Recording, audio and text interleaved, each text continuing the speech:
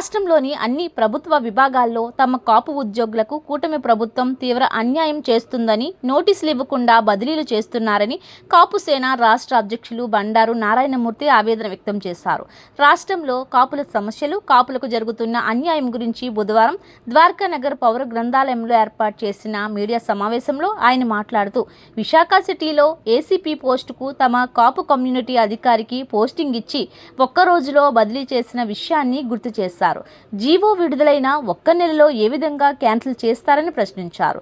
అనంతపురంలో గత ప్రభుత్వ పాలనలో రాజకీయం పోరాటం చేసిన తమ కాపు నేతకు పదవి ఇచ్చి తొలగించడం కక్ష సాధింపులా ఉందని అడిగారు.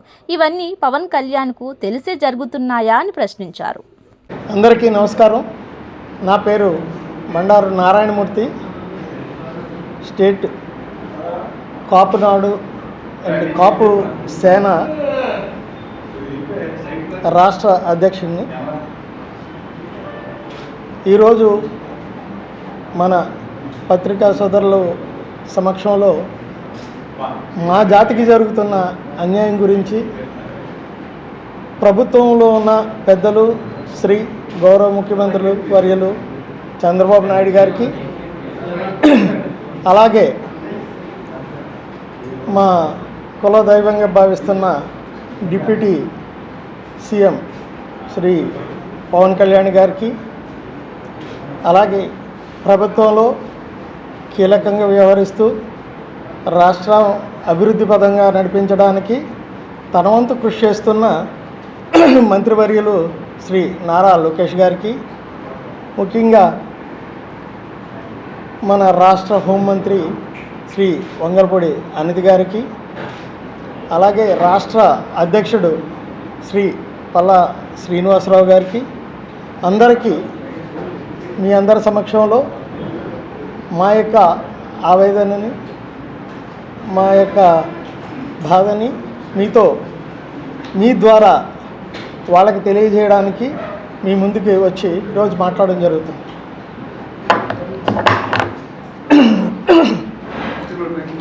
2024లో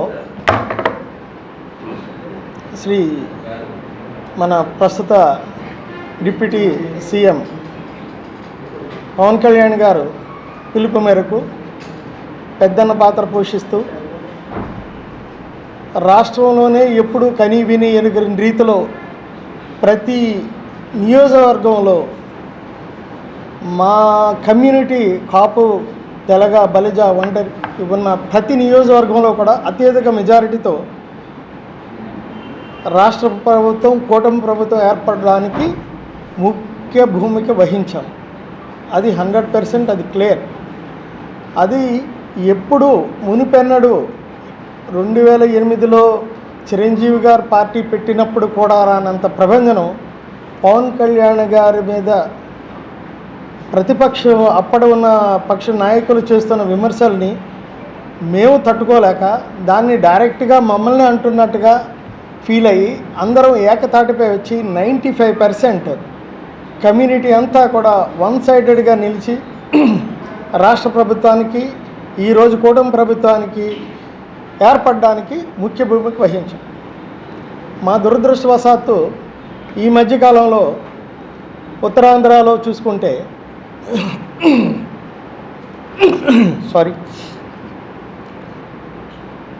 అన్ని విభాగాల్లో నాట్ ఓన్లీ వన్ పొలిటికల్గా కాదు, పోలీస్ సైడ్ కానీ, న్యాయ వ్యవస్థలో కానీ, అలాగే ఇరిగేషన్ కానీ, ప్రతి డిపార్ట్మెంట్లో కూడా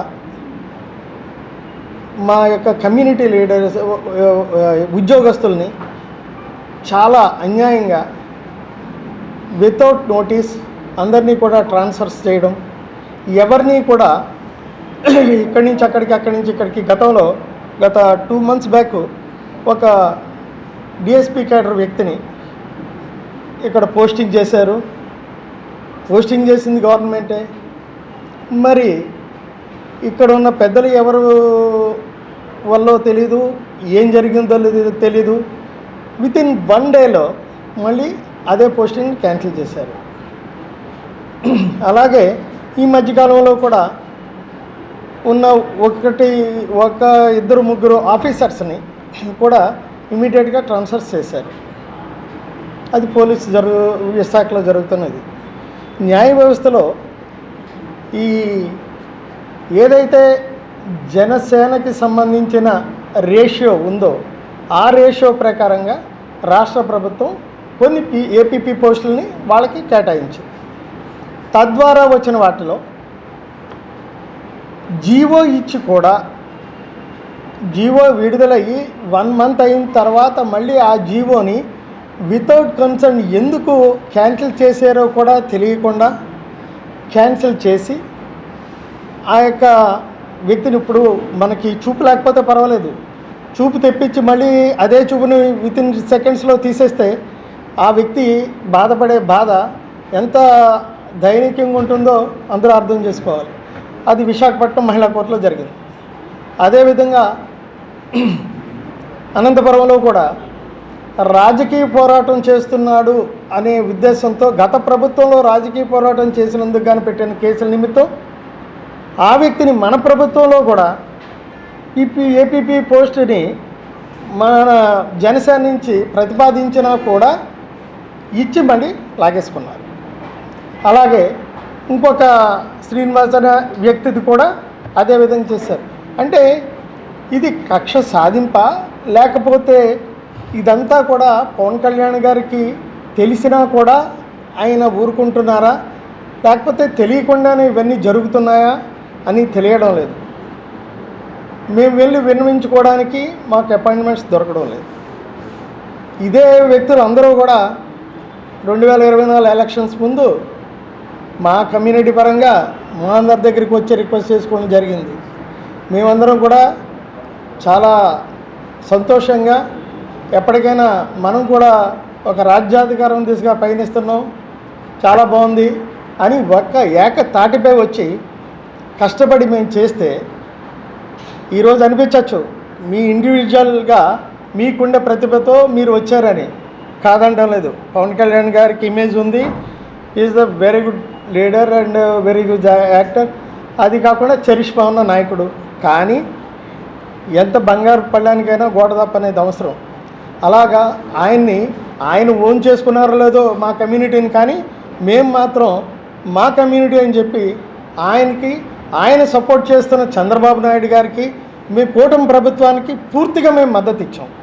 ఇందులో 100% క్లియర్, అందులో అనుమానం లేదు.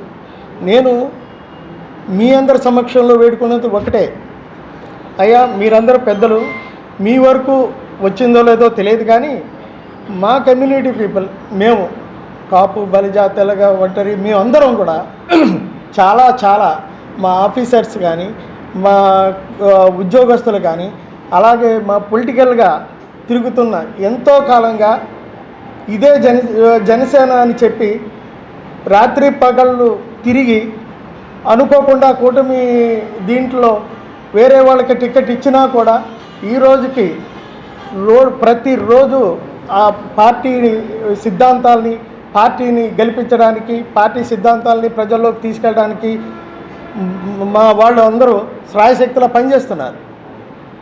అందరూ కలిస్తేనే సక్సెస్ఫుల్గా నడుస్తుంది. ఒక్కసారి అర్థం చేసుకోండి, ఒక్కసారి తెలియకపోతే ఒకసారి గుర్తుపెట్టుకోండి.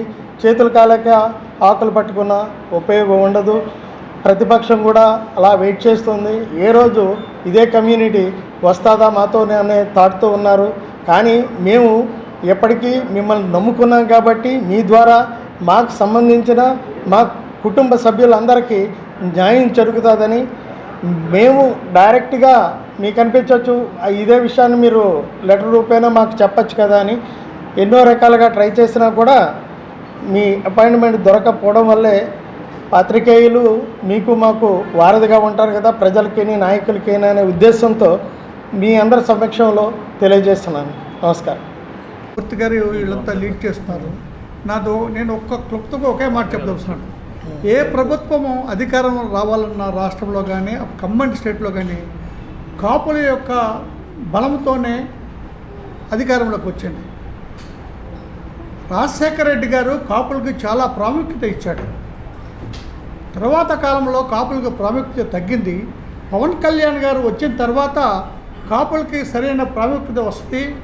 కాపులు రాజ్యాధికారం చేస్తారని కాపులందరూ ఆశించి కష్టపడి పనిచేశారు. కానీ పవన్ కళ్యాణ్ గారు కాపులు ఆశించినంతగా సత్ఫలితాలు కల్పించట్లేదు ఎక్కడ. ఈ మధ్య మూర్తి గారు చెప్పినట్టు అధికారుల యొక్క ట్రాన్స్ఫర్లో చాలా పక్షపాత వైఖరి వహిస్తున్నారు. ఈ 3 జిల్లాల్లో కాపుల్ని వెనకబెట్టి ఒక కులాన్ని, నేను పేరు చెప్పను, ఇంకో కులాన్ని చాలా ఎంకరేజ్ చేస్తుంది గవర్నమెంట్. అందుకనే మా రిక్వెస్ట్ ఏంటంటే కాపుల్ని విస్మరిస్తే మాత్రం దాని ప్రతిఫలము చాలా తీవ్రంగా ఉంటుంది రాబోయే 29 ఎలక్షన్లో. దయించి ముఖ్యమంత్రి చంద్రబాబు నాయుడు గారు, పవన్ కళ్యాణ్ గారు, లోకేష్ గారు ఒకసారి ఆలోచించి కాపులకి సముచిత స్థానం ఇవ్వాలని మీ ద్వారా కోరుకుంటున్నాను. Thank you very much.